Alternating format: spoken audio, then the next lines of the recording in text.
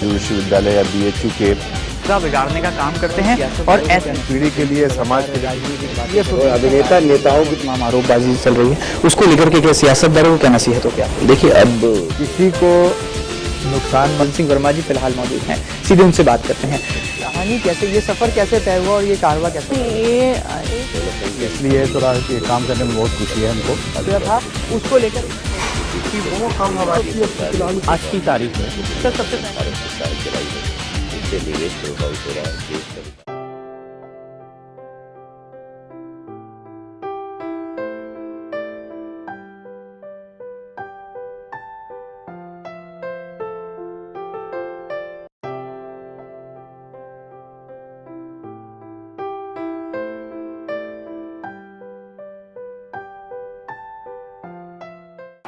देश के दिल मध्य प्रदेश में इन दिनों कब अच्छे दिन आएंगे, ये सवाल जनता के जहन में है। और सिटी न्यूज़ के खास प्रोग्राम सिटी टॉक में आज इसी तरह के तमाम ज्वलंत मुद्दों पर बातचीत करने के लिए हमारे साथ मौजूद हैं प्रदेश कांग्रेस के अध्यक्ष सम्मानित श्री अरुण यादव जी।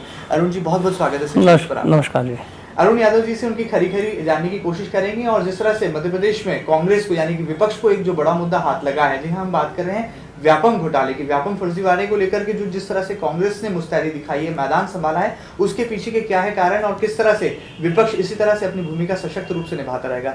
अरुण जी, सबसे पहले मध्य प्रदेश में जो सबसे बड़ा देश का व्यापम फर्जीवाड़ा उजागर हुआ है, क्या लगता है इसको देखकर कहीं शर्मसार हो रहा है मध्य प्रदेश? देखिए, निश्चित रूप से मध्य प्रदेश में जो मैं समझता हूँ देश का शिक्षा जगत में देश का सबसे बड़ा घोटाला है व्यापम घोटाला, और इसके सीधे सीधे तार प्रदेश के मुखिया से जुड़े हुए हैं।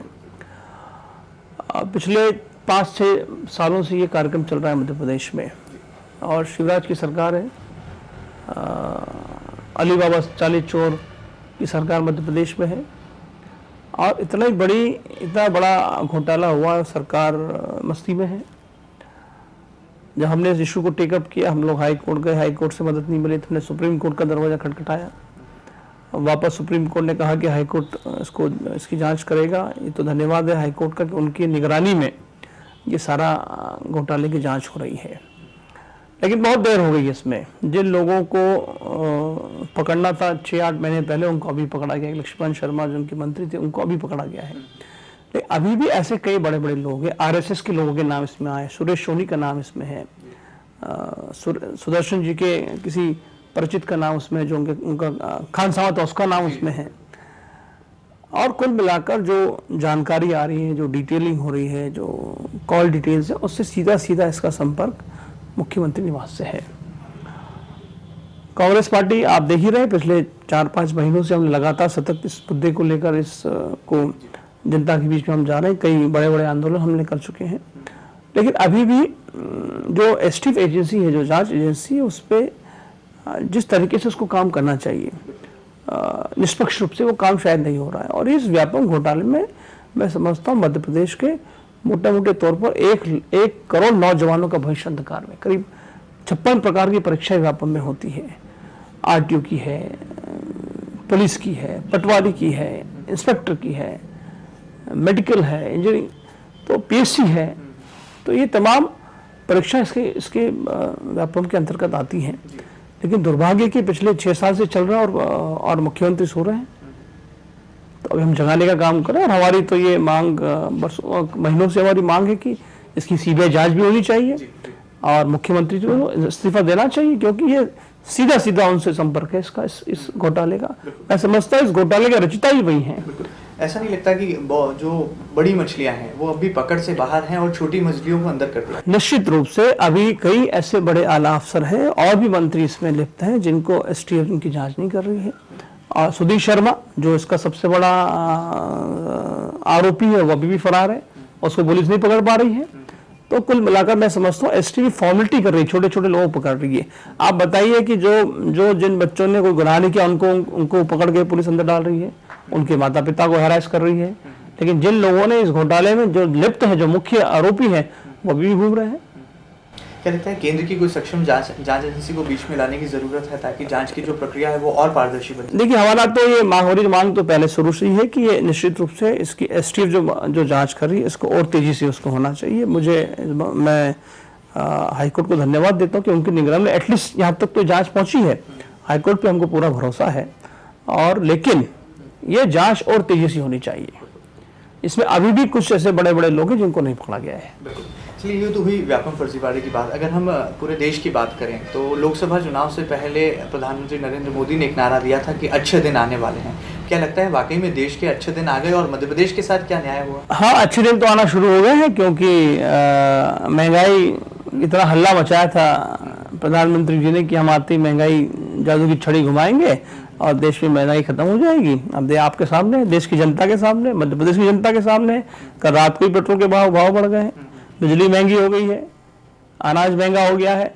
अच्छे दिनों की शुरुआत तो मध्य प्रदेश और हिंदुस्तान में हो गई है। अब देखना कि और कितने अच्छे दिन हिंदुस्तान को प्रधानमंत्री देने वाले हैं। केवल जवानी जमा कर से देश नहीं चलता है। अब ये देश की जनता भी, प्रदेश की जनता भी जानना चाहती कि ये देश के प्रधानमंत्री और प्रदेश के मुख्यमंत्री जो हमारी सरकार थे जब बहुत हल्ला मचाते थे, हम देखना चाहते हैं, देश की जनता भी देखना चाहती है कि किस तरह से ये महंगाई को कंट्रोल करेंगे, किस तरह से लॉ एंड ऑर्डर की सिचुएशन ठीक करेंगे। मध्य प्रदेश की लॉ एंड ऑर्डर सिचुएशन तो सबके सामने है। तो अब देखना है कि अच्छे दिन की शुरुआत कैसे होगी। मध्य प्रदेश के अगर आम बजट की बात करें तो तकरीबन 1,15,000 करोड़ का ये बजट ऐलान किया गया है और इसमें किसानों को ट्रेनिंग के लिए विदेश ले जाना, गेहूं पर प्रति क्विंटल 50 रुपये सब्सिडी उनको मिलना, इस तरह की तमाम जो है घोषणाएं की गई। खासतौर पर ग्रामीण वर्ग का बहुत ध्यान रखा गया है। लगता है इस बजट के पिटारे में बहुत कुछ ऐसा है। देखिए, मैं समझता हूँ ये तो केवल एक मुंगेरी लाल के सपने दिखाए जा रहे हैं प्रदेश की जनता को, और हर बार ही करते हैं ये लोग। क्या इन्होंने किसानों के हित में कोई बड़ी योजना बनाई है? क्या बिजली कटौती के लिए कोई योजना बनाई है? आज किसान को 3 और 5 हजार का 20-20 हजार 25 हजार का बिल आ रहा है। उसके लिए सरकार ने क्या किया, मैं पूछना चाहता हूँ सरकार से। सोयाबीन का भाव, चने का भाव 2500 रुपये हो गया, 3000 हो गया, जो 5000 बिकता था, उसके लिए कुछ सरकार ने योजना बनाई है क्या? तो कुल मिलाकर एक मैं समझता हूँ कि ढकोसले वाला बजट है जिसमें आम आदमी को कोई राहत मिलने वाली नहीं है। मध्य प्रदेश की जीडीपी का भी जिक्र है, 9.94 जीडीपी बताई गई है। लगता है आपको मध्य प्रदेश के हालातों को देखकर, जिस तरह से आप ग्रामीण क्षेत्रों में लगातार दौरे करते हैं, सघन रूप से मध्य प्रदेश पर अपने दौरे जारी रखते हैं, तो जिस तरह के मध्य प्रदेश के हालात हैं, क्या विकास की मूल परिभाषा तक पहुंच पाई है शिवराज सरकार? देखिए, विकास की मूल परिभाषा में कैसे पहुंचेंगे जब आप किसान को राहत नहीं दोगे, जब आप गरीब को राहत नहीं दोगे, जब मिडिल क्लास को राहत नहीं दोगे, तो कैसे आप ये सपना सजो रहे हैं कि हमारा प्रदेश में उन्नति होगी। और इतने पिछले 5-7 साल में जितने बड़े बड़े जो इन्वेस्टर मीट्स हुई हैं, उसमें बड़े बड़े लोगों को बुलाया गया है, हज़ारों लाखों रुपया उसमें खर्च किया गया है। तो ये तो सरकार बताना चाहिए हमें, सरकार के कितना इन्वेस्टमेंट आया है प्रदेश में पिछले 7-8 साल में। एमओयू तो 5 लाख करोड़ के साइन किए गए थे, लेकिन स्थिति क्या है? देखिए, किसी भी प्रदेश में किसी भी कल कारखाने को लगाकर मूलभूत सुविधाओं की आवश्यकता होती है, बिजली, पानी और सड़क। ये प्रदेश में कहाँ है? मध्य प्रदेश की बिजली हिंदुस्तान में सबसे महंगी है। आप इसका एनालिसिस करा दीजिए कहीं पे भी। क्या लगता है मध्य प्रदेश की शिवराज सरकार जिस तरह से पिछली अपने टेन्योर में जो है लाडली लक्ष्मी के नाम पर जो है बहुत सारे वोट बटोर कर लाई, इस बार स्कूल चले हम का नारा जो है बार बार शिवराज सरकार दे रही है, इसमें कितनी? अब स्कूल चले हम, जेल चले हम चलने लगा है। स्कूल चले नहीं, जेल चले हम। जो बच्चे स्कूल से पढ़ के अपना माता पिता का खर्च लगाकर बच्चे को पढ़ाता है, कोई भी फैमिली हो, मेरी हो या आपकी हो, और सोचता है कि इसको अच्छी जॉब मिल जाए, अच्छी जगह पोस्टेड हो जाए, और कोशिश करता है कि सरकारी जॉब मिल जाए तो उसका पूरा परिवार ठीक से सेटल हो जाएगा। बच्चा पढ़ता है, व्यापम की परीक्षा देता है, उसमें जब उसका नंबर नहीं लगता और फर्जी लोगों को रिश्वत देकर लगाया जाता है, तो ये क्या है? तो मध्य प्रदेश में स्कूल चलो नहीं, मध्य प्रदेश में जेल चलो हम का कार्यक्रम चल रहा है, और कई नौजवानों को जेल भेजा गया है इसमें। पिछले दिनों राजधानी भोपाल में एक आंदोलन के दौरान जो पुलिस का रवैया था, खासतौर पर जो पानी की बौछारें सीधे जो है यहाँ पर बरसाई गई थी, आप खुद वहाँ पर मौके पर मौजूद थे, विधानसभा में नेता प्रतिपक्ष सत्यदेव कटारे थे और भी कई बड़े नेता थे, इस पुलिस के रवैये को लेकर कई आपत्ति की उंगली उठी। देखिए, प्रदेश का तो हाल ये है प्रदेश सरकार का कि खिसियानी बिल्ली खंबा नोचे। देखिए, ये सरकार सब कुछ ठेके पे देना चाहती है। इन्होंने थाने ठेके पे दे दिए हैं, इन्होंने कलेक्टरों को ठेके पे रखा हुआ है। कलेक्टर की बोली लगती है जब पोस्टिंग के लिए, शायद आपको नहीं पता, बताना चाहता हूँ मैं। और अब सरकार की तैयारी की पूरी सरकार को ठेके पे दे दिया जाए। मुझे जानकारी में आया है कि सरकार ने योजना बनाई है कि जो भी कार्यक्रम, जो भी योजनाएं चले वो किसी प्राइवेट कंपनी के द्वारा स्पॉन्सर की जाएंगी। तो पूरा प्रदेश को ठेके पे देने का काम माननीय शिवराज सिंह जी करने वाले हैं। पुलिस का गुंडा राज है पूरे प्रदेश में। अब कल की सुसने की घटना देख लीजिए, वहां पर 10 दुकानें जला दी गई हैं और मुझे बताया गया कि उसमें RSS के लोग इन्वॉल्व थे। रोज दंगा यहाँ मध्य प्रदेश में होता है, रोज बच्चों के साथ बलात्कार होता है, रोज महिलाओं के साथ अत्याचार होता है। तो प्रदेश सरकार कहाँ है, ये आप देख लीजिए क्या स्थिति है सरकार की। केवल भ्रष्टाचार कैसा किया जाए, किस तरह से ठेकों में पैसा लिया जाए, किस तरह माइनिंग में पैसा लिया जाए, पैसा कहां से मिलेगा और कैसे मिलेगा, ये सरकार और सरकार के मंत्रियों का, मुख्यमंत्री का पहला एजेंडा है। मंत्रियों का जिक्र किया है तो मंत्रिमंडल में कई सारे ऐसे दागी चेहरे हैं जिसको लेकर के कई बार उंगली उठाता रहा है विपक्ष।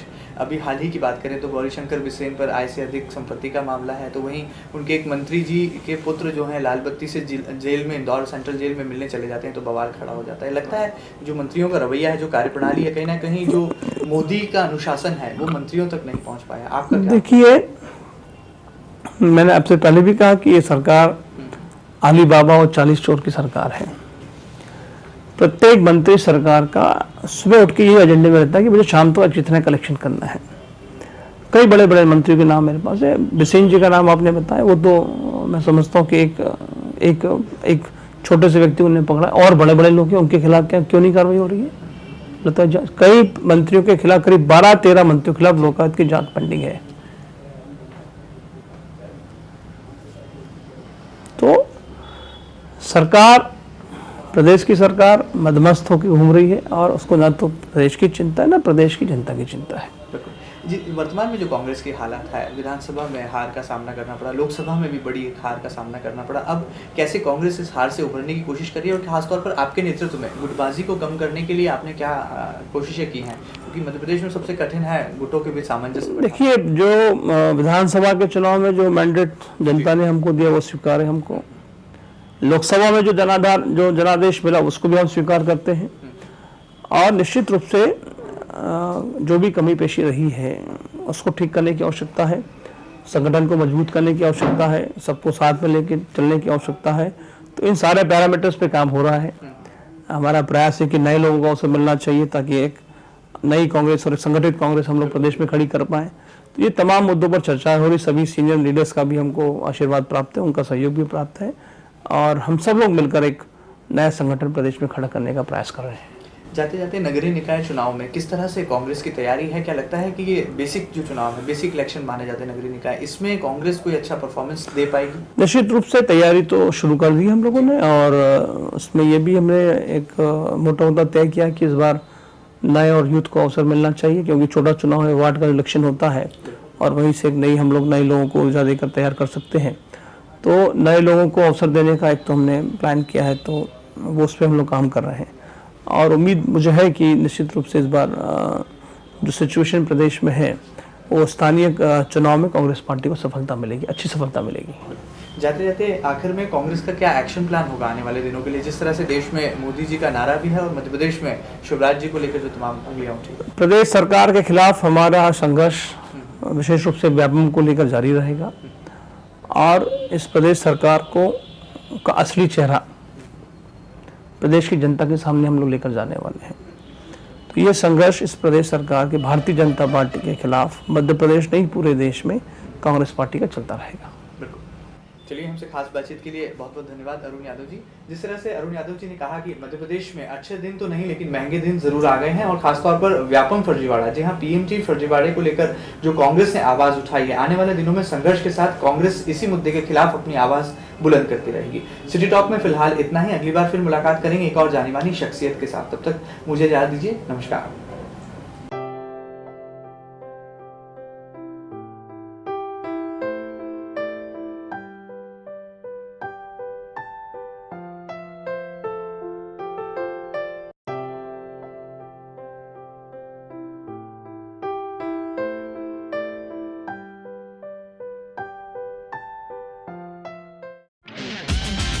विश्वविद्यालय या BHU के रिश्ता बिगाड़ने का काम करते हैं और ऐसे पीढ़ी के लिए, समाज के लिए ये अभिनेता नेताओं की तमाम आरोपबाजी चल रही है, उसको लेकर के क्या सियासतदारों को क्या नसीहत हो क्या? देखिए, अब किसी को नुकसान मन सिंह वर्मा जी फिलहाल मौजूद हैं, सीधे उनसे बात करते हैं। कहानी कैसे, ये सफर कैसे तय हुआ और ये कारवा कैसे इसलिए थोड़ा ये काम करने में बहुत खुशी है हमको।